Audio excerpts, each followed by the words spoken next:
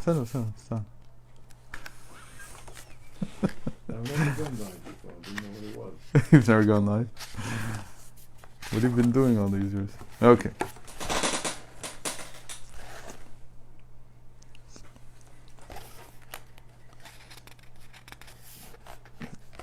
So last week we talked about what happens when you change your outlook so that everything you're doing is not the way that the Rambam writes. That you shouldn't do it for a reward. Okay? Right. But rather that... Especially in my case, since I don't expect a big reward for what I haven't done. But when you go further with this reasoning, and you come to Kabbalah and Chassidus, so there's this... there's a more advanced way of thinking. So last week I said it was like that you realize that thinking about the world to come, thinking that you're building the world to come with what you're doing, it changes the way you act now. Meaning if you're looking at things as they're going to ultimately be part of my world of resurrection, then you approach them in a different way when you're doing them right now. And you do them in a different way. So as I was working with this last week, so I saw that the point here is not reward. The point here is, what do you ascribe, what level of truth do you ascribe to what you're doing? I'll say it like this, that if you're davening so that Hashem keeps you healthy now, okay, then that's looking for a reward. If you're keeping Shabbos because you want to be protected or something like that, that's looking for a reward. But if you're now saying, everything that I'm doing, any mitzvah that I do, and we said that the world of resurrection is based on the mitzvahs that you do in this lifetime. So if you come and say, I'm not interested in what it's going to give me now. Meaning, I know it'll give me something, but Sachar Behai Al Maleka. There's no reward in this world, as it were. And there's some keren, as we call it. Keren means that when you put $100,000 in the bank, you expect there to be $100,000 when you come back a month later, right? The keren is supposed to be there. The how do you say keren in English? The principal. So the principle is supposed to be there, but you don't get the reward. It's not a business endeavor where you're going to get profits from it.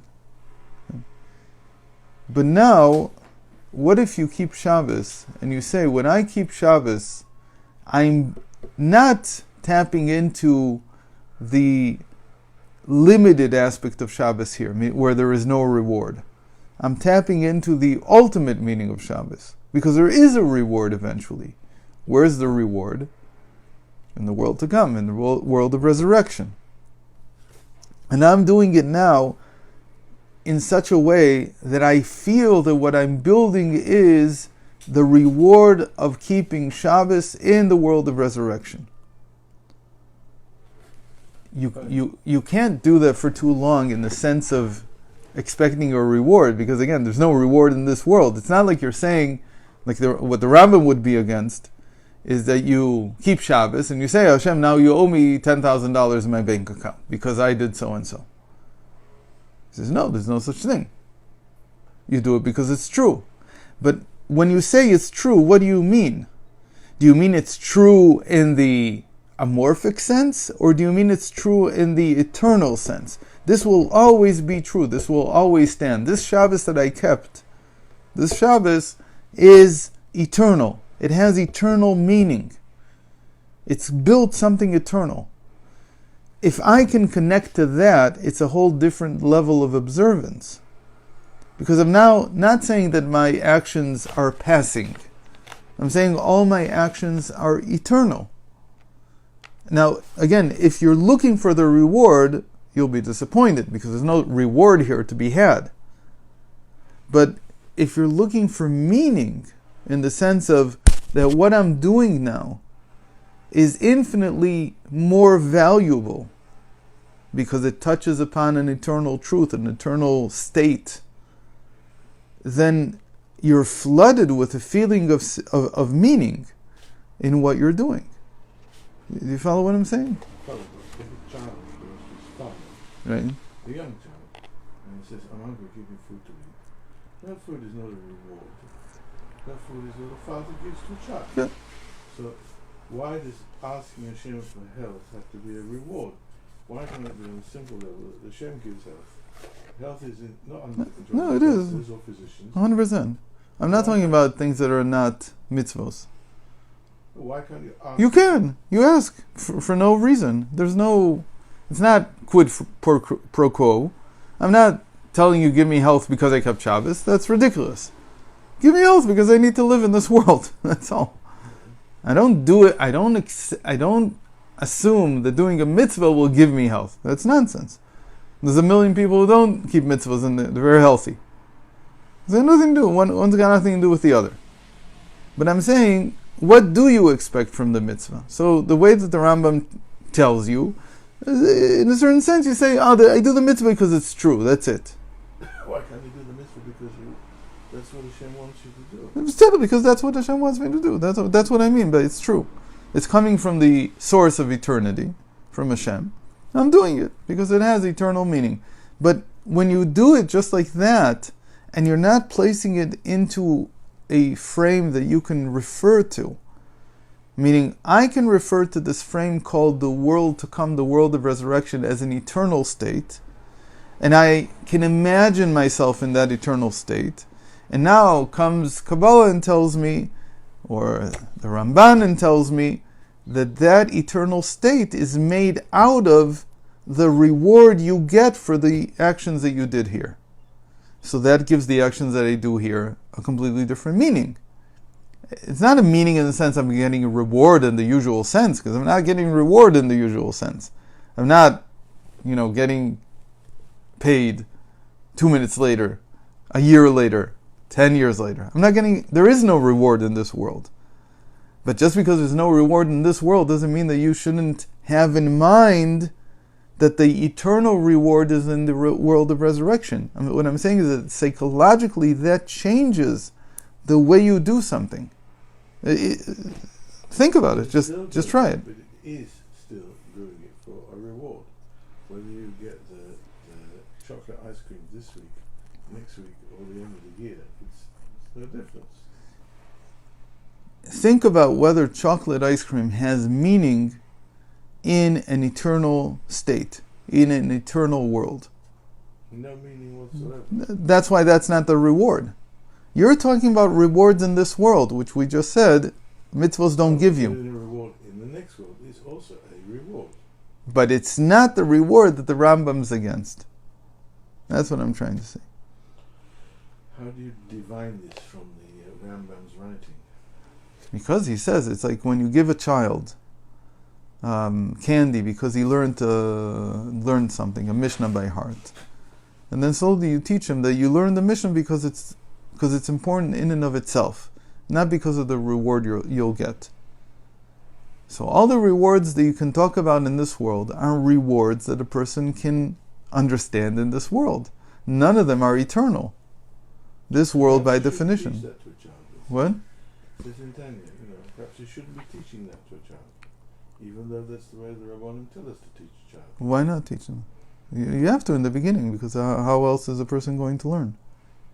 I'm saying perhaps that's the wrong way to teach a child to learn. Why not? Because in the end you take it away, but in the end you get to a point where you're trying to, hopefully the child understands and you understand, that the reward is not the point. But again, those are only rewards in this world. Maybe it's really used to it. Maybe it's hard to shake it off. Maybe. Okay. I've never seen anybody who said don't do this. Where did you see anything like this? No, Tanya says, What? second book, the second part of Tanya. Yeah. Teach a child according to his ways, No. and then it says the ways according to his ways. The ways are not ways of truth, so why are you doing that? No, because he still need it. Chinuch katan, that's what you're talking about. That's exactly what he said. It's not the way of truth. It's not the eternal understanding. And yet why do we do it? Because that's mochin de katnut. What can you do? There's mochin de katnut, there's mochin de katlut. There's high-mindedness and low-mindedness. When he's a child, he's in low-mindedness. And he can be an adult and still be with a low mind. Okay. Oh yes. So yes, sometimes it doesn't go away. Sometimes you fall into that.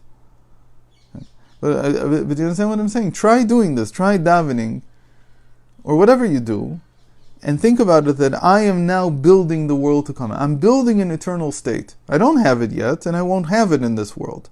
But I'm building that. What meaning does that give the actions that you do?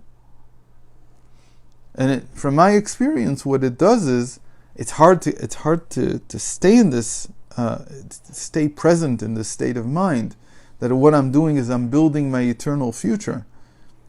But if you're able, even for a few moments while you're davening or anything else, to feel that, from what I've seen, it elevates you 100 levels right away. It's infinitely higher. It's a completely different way of doing things. And it actually fits more with the Rambam because it takes your mind off of the fact, will I get a reward? Will I not get? And what I'm saying, I guess basically using your question, is that this is the highest type of mindedness that you can have. That if you're thinking that what I'm building is the eternal, what I'm tapping into is the eternal, that's what I'm constructing, doing these mitzvos, then that's the complete opposite of being in a low-minded state of being, where you're thinking about, so what am I going to eat next, and where's the next thing going to come from? Okay. Where's my next reward coming from, and what will happen? It's the complete opposite of it, because you're transcending way beyond anything in this world. Now, is it the only thing? Not the only thing, but certainly when you add this level of observation to your actions, and you feel that that's what you're doing, I think that it's leaps and bounds above anything that I've experienced until now. Sorry.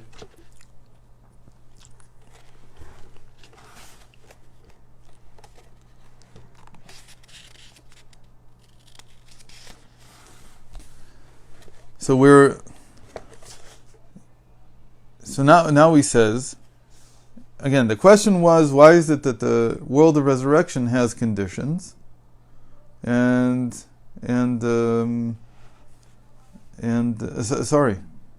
what did I just say? That the Garden of Eden has conditions, and the world of resurrection seems to be for everybody equally. Okay, so now he begins saying something. Kevan sheve'amech, after the square parentheses. In Perek Bet. Perek Bet. What is the square bracket? You know what? After 15, after footnote 15. Okay. ויש לומר, just before. דזהו גם מה שממשיך במשנה שאמר ועמך כולם צדיקים לעולם ירשו ארץ. יש לומר שכוונת המשנה ושנאמר היא לא רק להביא ראיה הזה שכל ישראל יש להם חלק לעולם הבא, אלא גם לבאר הטעם על זה. He says, the reason that the Mishnah brings a pasuk, the pasuk is from Isaiah 60, ועמך כולם צדיקים, and your nation are all righteous, they will inherit the earth forever. He says this is not just a proof for the fact that everybody has a portion in the world to come. This is actually an explanation of why they have a portion in the world to come. And this is going to be very key in the next chapter also. And this is a simple etymology that a lot of people don't know. That when are you called a tzaddik? When people say you're a tzaddik, you're a tzaddik. What do you mean a tzaddik? A tzaddik is a person who does a mitzvah. How did we get to that? Because all the mitzvahs are called tzedakah. But he doesn't say that in Tanya. Huh? He doesn't say that in Tanya. Say what? That the person who does a mitzvah is a tzaddik. Because the whole union of a person is... Okay, so that's something else. מצדיק שחס על אביו ואמו יותר משחס על עצמו. That's what he brings in Tanya. But that's the same from the Zohar. We're talking about a very simple etymology. That a tzaddik, a righteous individual, is a person who acts righteously. What does it mean to act righteously? Sorry, to do tzedakah. And all the mitzvahs are called tzedakah. And every time you do a mitzvah, you've just done tzedakah. ומקיימי המצוות נקראים בשם צדיקים. It's very simple. And he brings here a source in Chassidus, Likutei Torah Shir Hashirim Tet Zayin Gimel. And in the Rebbe Moarash, Kol Yisrael Shtem Chelek Le'olam Haba, Tafresh Kafvav, and others. So it's a very simple etymology.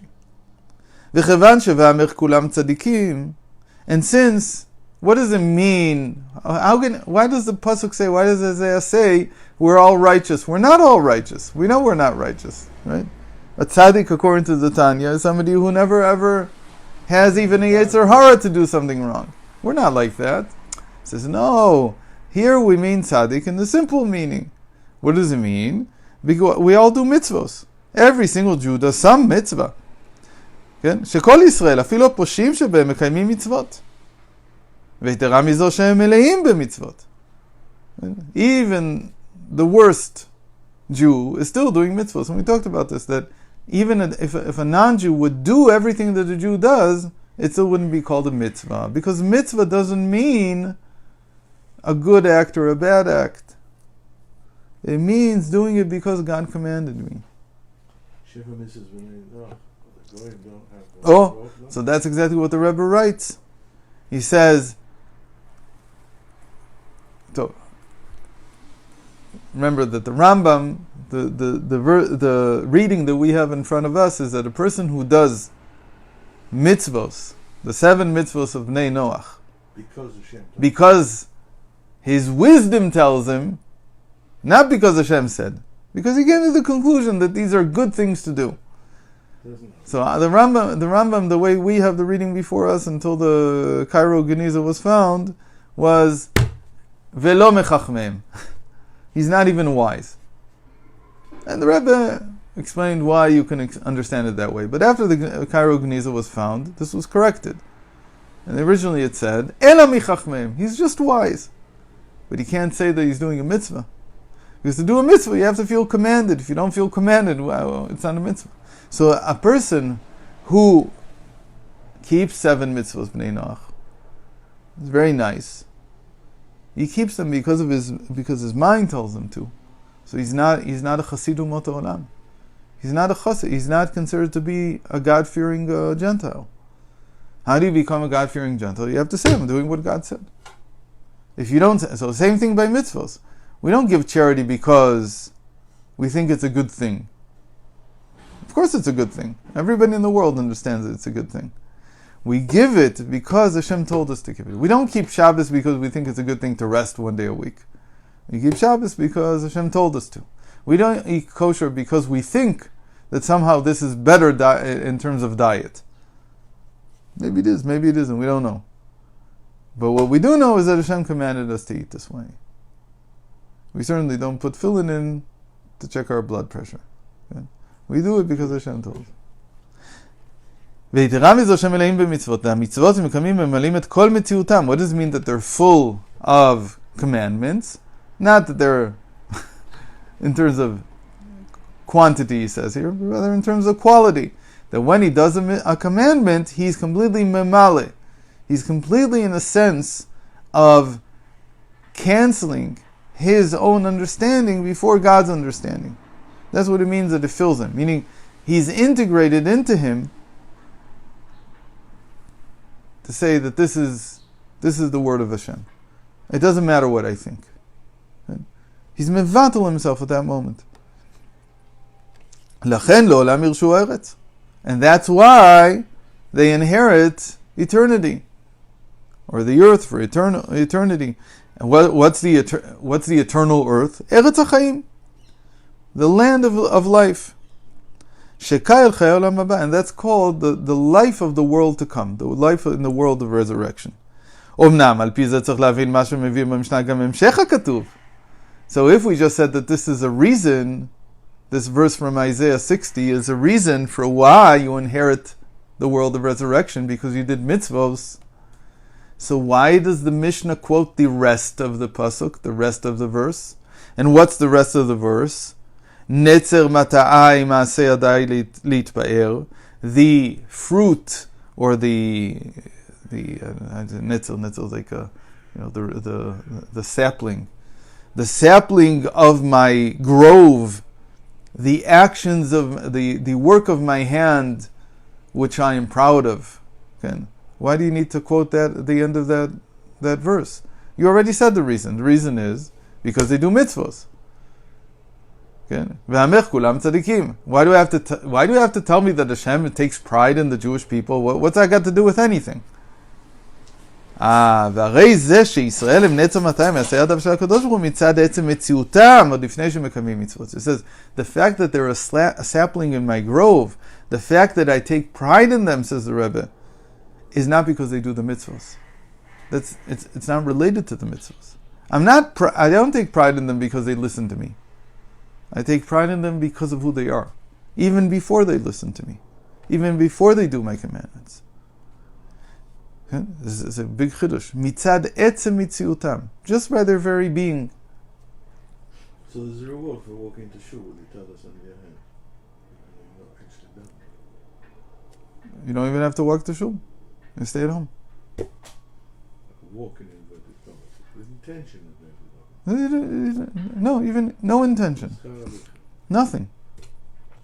He's not talking about a preparation for a mitzvah. He's talking about your very being. The fact that you're a Jew, Hashem takes pride in that. Today it would mean something, right? maybe there were times in history where it didn't mean anything. But if a person walks around in Paris with a hat and tzitzis out, or a kippah and tzitzis out, so Hashem takes pride in him. He hasn't done a thing. He hasn't done a single thing. But he's not afraid of his identity. He's not afraid to show his identity. It has meaning. Identity has meaning. So here it's not just identity, it's being. It's your very being. Even if you wouldn't go outside into the street, all the more so that you're willing to show everybody that this is who I am. ובמשנה דכל ישראל יש להם חלק לעולם הבא, מביא גם סיום הכתוב נצר 200 מעשה ידיי יתפאר, ומזה משמע לזה שכל ישראל יש להם חלק לעולם הבא, הוא גם מצד המעלה שבהם מצד עצמם. He says, don't think that the world of resurrection is only a reward for the mitzvahs that you did here, for the commandments that you kept. It's also created from the very being that you're in this world. To say it in another way, the very fact that a soul is willing to come down into this world and be a Jew. What? He didn't have a choice. Of course he had a choice. Yeah? No. Everybody is born because they want to. They want to be born. It says, "Kol maaseh bereshit nivru leda'atam u'letzivonam." Besides yourself, you die. That's something else. That's something else. You might not live. The soul might come down for no time. It might come down for 80 years. You don't know how long it'll be. You don't know how short it'll be. That you don't know. That you don't get to choose. But you get to choose whether you want to become a Jew or not. And the soul said, I want to become a Jew. Because the souls in Gan Eden are aware of the schar for being a Jew in the world to come. Of course. So how could they possibly say no? Because it's painful. Why would you want to leave a state where you're constantly clinging to God? The only thing in your mind is godliness. Why would you want to depart that? There's a lot to be gained from it. Michael Tavis. I don't need it. We're going to do tomorrow. Yep. I have a new schedule for the winter. No? I don't know if I want to